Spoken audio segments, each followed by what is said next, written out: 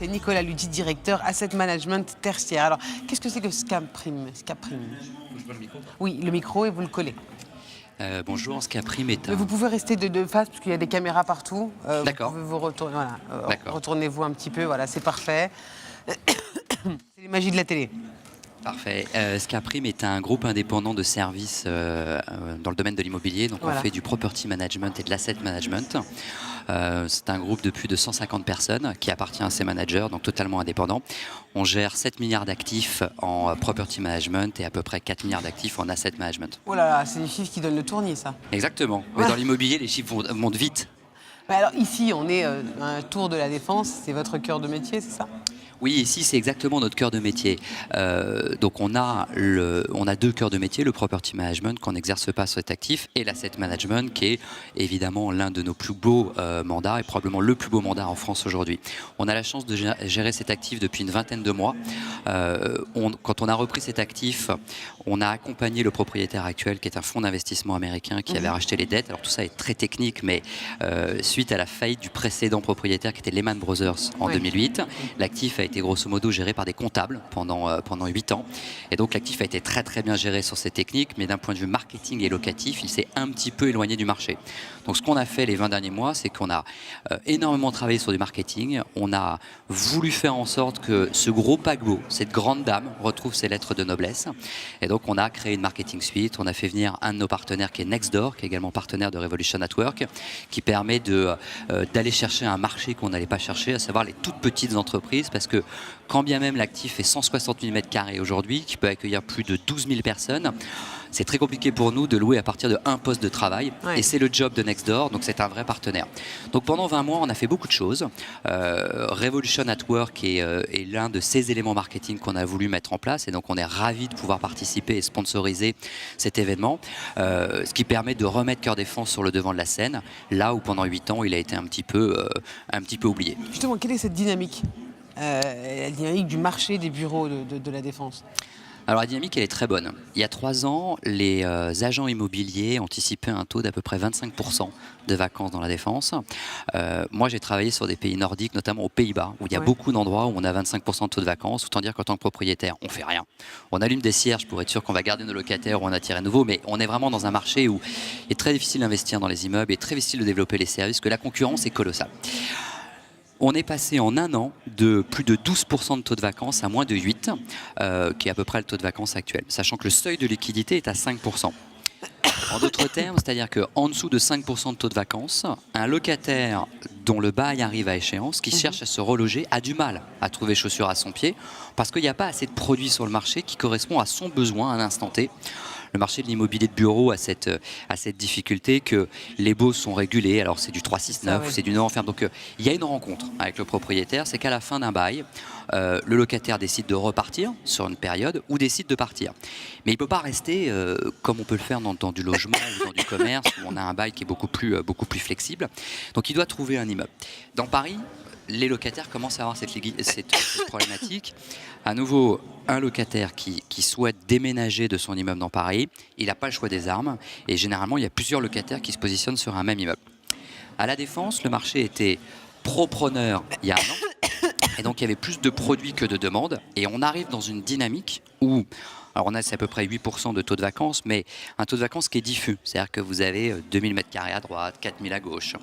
Cœur Défense, on est le seul immeuble aujourd'hui qui propose un espace cohérent de 30 000 m² et on est le seul à partir de 15 000 m². Donc un locataire qui cherche à court terme plus de 15 000 m², avant fin 2018, 2019, il n'y a que Cœur Défense dans lequel il peut venir. Alors moi, ça me va très bien, mais pour les locataires, c'est un marché qui devient extrêmement tendu. Donc la dynamique de marché... Donc ce que vous dites, c'est qu'il y a aussi une possibilité de développement de ce marché, même en Ile-de-France.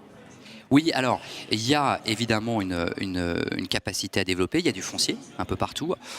Paris a du foncier disponible, mais des règles d'urbanisme qui sont très très dures. On a pu voir la tour Triangle d'Unibail qui a eu beaucoup de difficultés à obtenir son permis. À la Défense, on a énormément de foncier disponible, on a énormément de projets dans les tuyaux.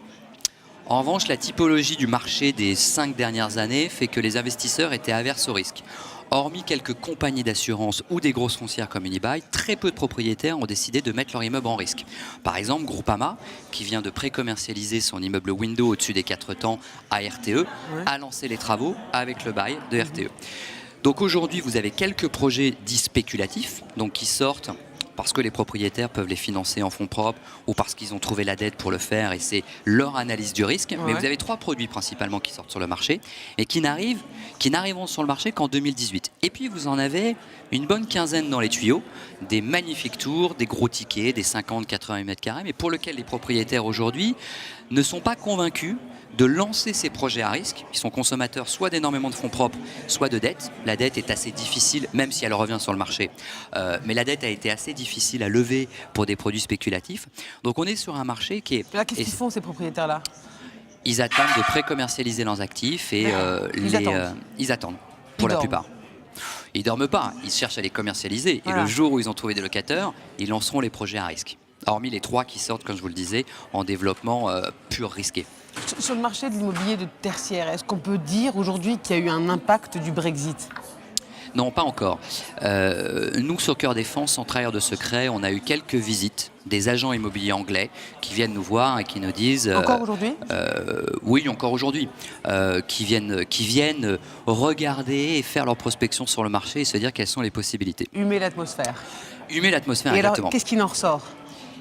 Il en ressort que il y aura évidemment des rapatriements de salariés. Ce qu'on comprend, c'est qu'on table entre 30 et 100 000 personnes. Alors, 30 000 personnes, ça veut dire 450 000 mètres carrés de bureaux pour loger ces 30 000 personnes. C'est un stock qui n'existe pas aujourd'hui sur la Défense.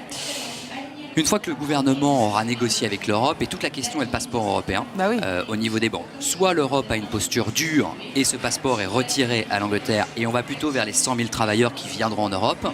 Quand on dit en Europe, est-ce qu'on est sûr quel pourcentage viendra ici en France? Non, ça c'est impossible à dire. C'est impossible. On est dans une dynamique de compétition, c'est-à-dire que nos principaux concurrents vont être Dublin, Luxembourg, Francfort, Bruxelles, à moindre mesure Amsterdam et Paris. Alors Paris a des atouts fondamentaux, c'est-à-dire que Paris a un maillage de transport en commun exceptionnel. Paris a un stock de bureaux. L'Île-de-France, c'est le plus gros stock de bureaux du marché européen avec presque 60 millions de mètres carrés. Donc on a un stock de bureaux qui est extrêmement mature, qui est extrêmement performant, qui répond aux standards internationaux. Paris est une ville magnifique. La maîtrise de l'anglais? Pardon? La maîtrise de l'anglais? La maîtrise de l'anglais est en développement, disons-le comme tel.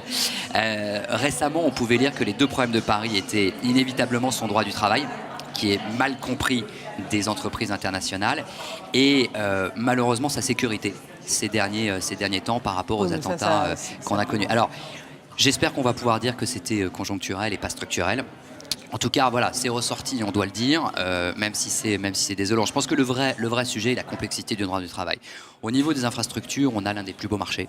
Même si Francfort accueille les institutions financières européennes, c'est un beau marché sur lequel il y a de l'offre.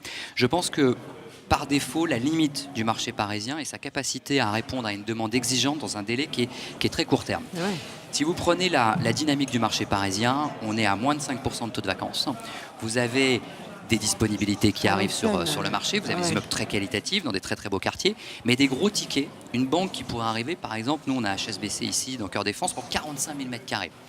Donc une offre disponible qui pourrait répondre à un siège social qui se délocalise de Londres pour venir sur Paris va demander énormément de mètres carrés. Et je pense que c'est là où le bas blesse. C'est qu'à très court terme, je ne suis pas sûr qu'on soit capable de répondre dans tous les marchés prime, qui correspond à la demande qui serait exprimée des travailleurs venant de Londres, donc c'est principalement Paris et la Défense, à cette demande parce que l'offre de grandes surfaces cohérente et qualitative vient à manquer. Et donc c'est tout le paradoxe, c'est que on est tous demandeurs, on a 3,6 millions de mètres carrés de surface vacante sur l'Île-de-France, mais je ne pense pas que si Goldman Sachs décide demain d'implanter son siège social, on pourra les envoyer à Cergy-Pontoise ou à Marne-la-Vallée. C'est plutôt des quartiers extrêmement nobles sur lesquels on doit trouver les produits adaptés à la demande. Alors, il y a beaucoup de choses dans les tuyaux, comme je le disais sur la Défense, mais à très court terme, les produits de grande qualité, bien positionnés, cohérents, manquent à manquer. Donc en fait, Le Brexit, oui, on l'attend tous. Encore faut-il qu'il arrive dans un planning qui nous est favorable pour être sûr et certain qu'on soit capable de mettre en face Et de les bons répondre à la immeubles demande. pour les bons locataires. Merci beaucoup en tout cas Je vous en Nicolas prie. Ludji et on vous retrouve tout à l'heure aussi pendant les ateliers. Merci bien. beaucoup. Au revoir. Maintenant on va retrouver Sabina Murphy qui est fondatrice de People Lab chez BNP Paribas. Jingle.